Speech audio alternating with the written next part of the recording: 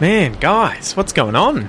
I thought I would do a little impromptu episode here, the sort of walking with Pete style episodes, although I am definitely not walking at the moment. I am inside. It is almost 8 o'clock at night. Pitch black outside. No moon. No moon at the moment, so very dark evening. But yeah, I wanted to tell you about today. I had a really good day. Really good day. Really relaxing day. And there was just a little moment that I had at the beach that I sort of wanted to share with you because, you know, I think in today's day and age, in today's world, it's just flat chat, right? It's flat out like a lizard drinking. It's just really fast paced. And I find myself a victim of the modern world in terms of being in my head constantly and it's just thinking, working, eating, doing this, doing that. So anyway, what happened today? I went out each morning. I usually go to each morning, probably about lunchtime. By the time I've gotten up, had a shower, hung out with the family a little bit, hung out with Noah and Kel, had my first morning coffee, watched the news, read a little bit.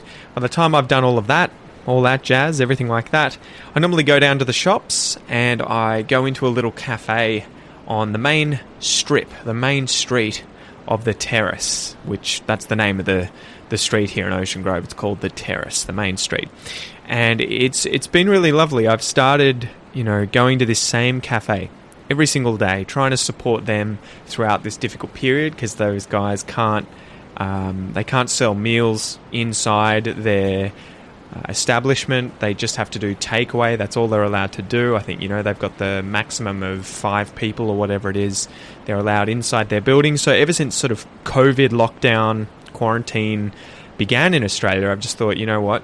Each day when I go out, and I normally drive down to the beach, sit in the car and work for an hour or two, each day that I do that, I'm going to go past my favourite cafe in Ocean Grove, and it's called Olive Pit. Right, the seed inside of an olive.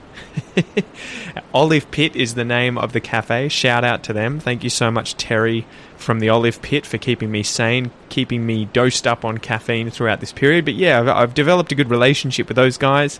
Really friendly, and obviously now know them on a name basis.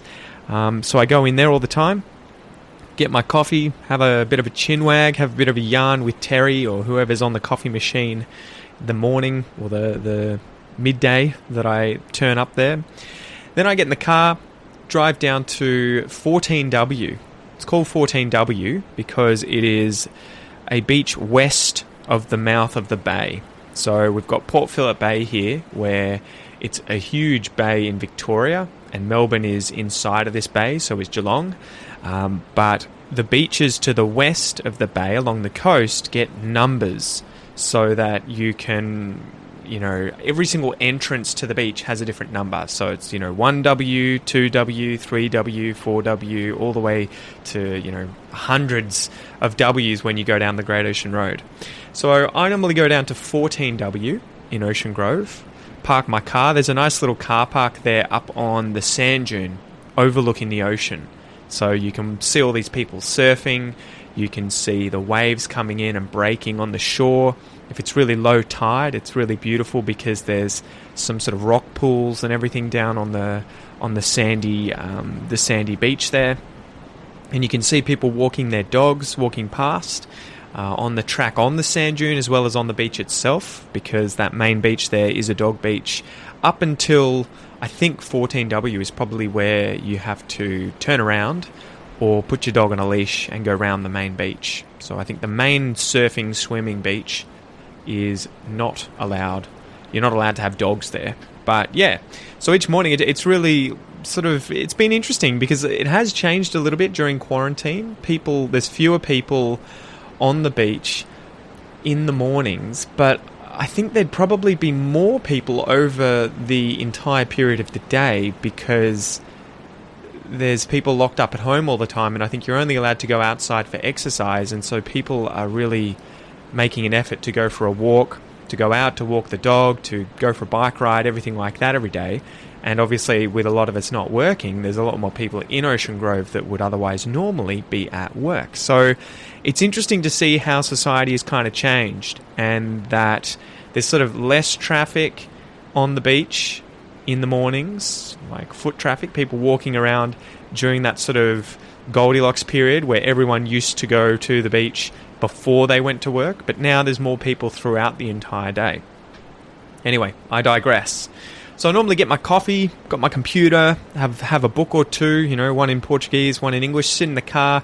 I open the windows a little bit on either side just to let a bit of the air in and the sound. I love smelling the sea breeze as it comes in through the windows and to be able to hear the waves. I really like hearing the waves coming in through the window, especially on days where they're sort of separated. The waves are more rhythmic and they curl really nicely, and so you get this sort of crashing periodically as opposed to just white noise in the background. Those days are really nice where you have that like poof, and then you can hear the wave wash back down the beach and then poof, again. Those days are amazing.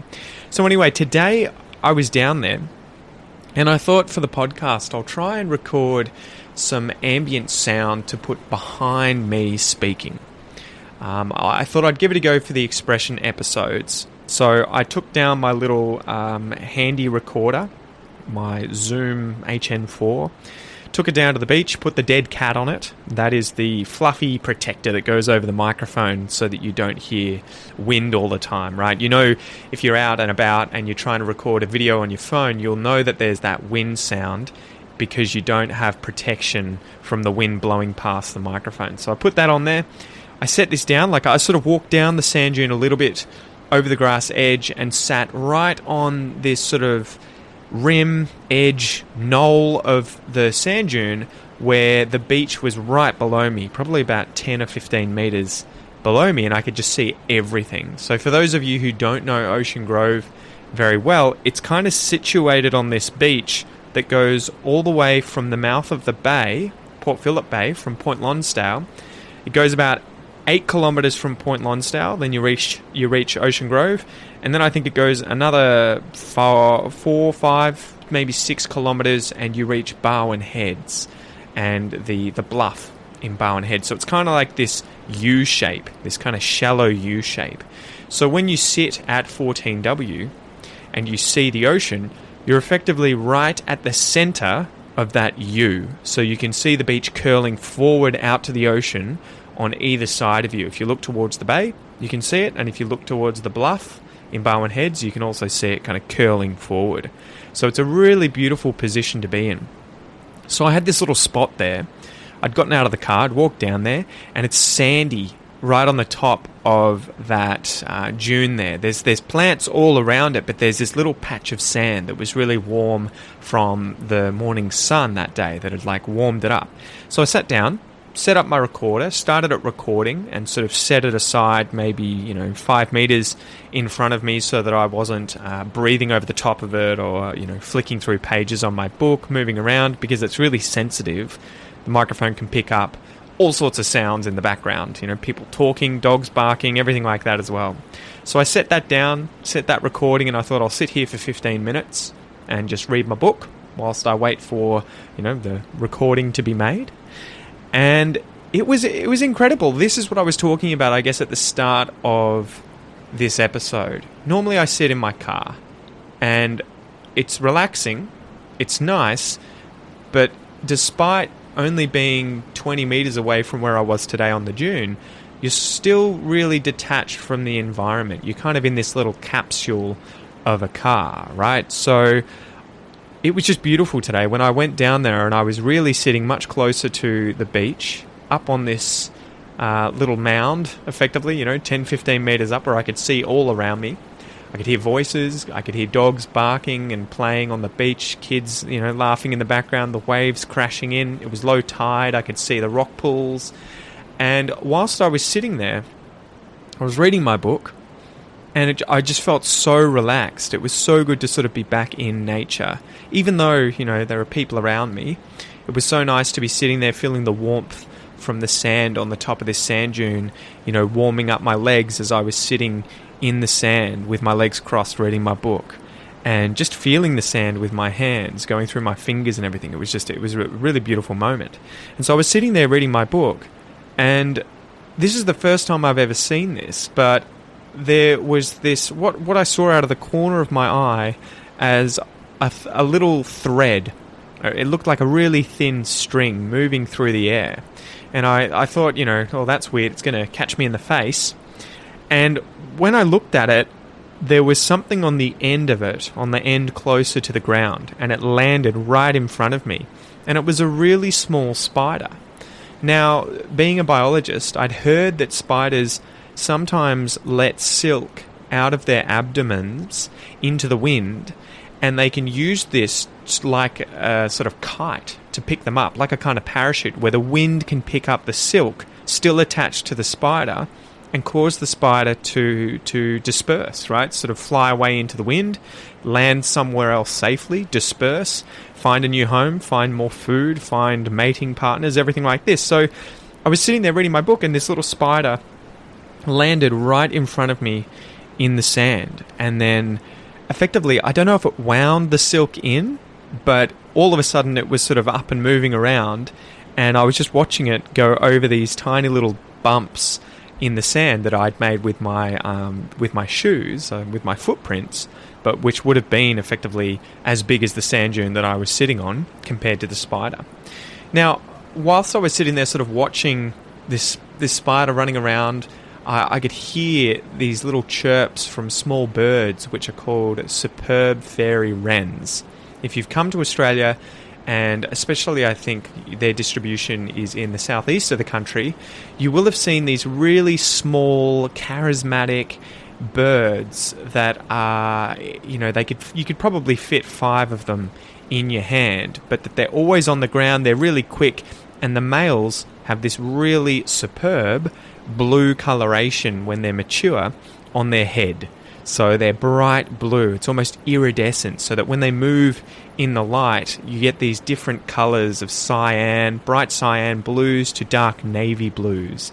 And so I could hear these little birds flying around me, fluttering around me, because they live in these sort of bushes on the sand dunes, and they eat the insects and everything that they can sort of capture as they fly around and move through these bushes. So I could hear these guys chirping, and I thought, they're not going to come near me, so I probably won't see them, but I could hear them there.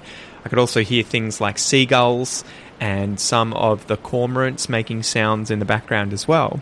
But these little birds started chirping and making a lot more noise. It started getting louder, and I realized that they were within a meter or so of where I was, flying around. And I'd obviously been sitting there still enough, watching this spider, reading my book, relaxing in this cross-legged position for probably 20 minutes or so, and the birds were treating me like a tree or a rock, right? They didn't see me as a threat. And so all of a sudden they were flying really close to me. So I saw this female, and the females are kind of this light brown, drab colour compared to the males, which are this really bright blue colours in order to attract the females, I guess, and to also, signify that I'm a male, I'm in this area, stay away, this is my location. So I'm looking down, I look back at the spider, and all of a sudden, this beautiful bright blue male just appears right in front of the spider and just picks it up in its beak and swallows it. And I was like, wow. I couldn't believe it. It was literally within a foot of where I was, 30 centimeters away, and it was just sitting there on the ground for a good, it seemed like probably 10 seconds or so, just looking at me. It was probably more like 1 second, but yeah, he was right next to me, and it made me appreciate that moment, and that's why I guess I wanted to sort of share this with you guys, because I haven't had one of those sorts of moments in nature for a long time, because I've just been caught up with working, with being a new father, with reading, studying, with doing everything that I normally do. And I had just really realised in that moment today, whilst I was sitting on this warm sand dune watching nature just, take its course around me, I realised how much I missed that and how important that is to get out there and enjoy our natural environment when you can. Take a break, turn off, switch off from social media, from everything else that's going on that's just distracting us from enjoying those sorts of moments and sort of refreshing. So anyway, I just wanted to share that with you guys. I thought it'd be a nice way of me telling you about my experience today and also sharing a bit of biology and local geography, I guess. But yeah, I hope you enjoy this episode, guys. And if you ever come past Ocean Grove, make sure that you go to 14W and check out the little dune there with the patch of sand, because it's a pretty peaceful place.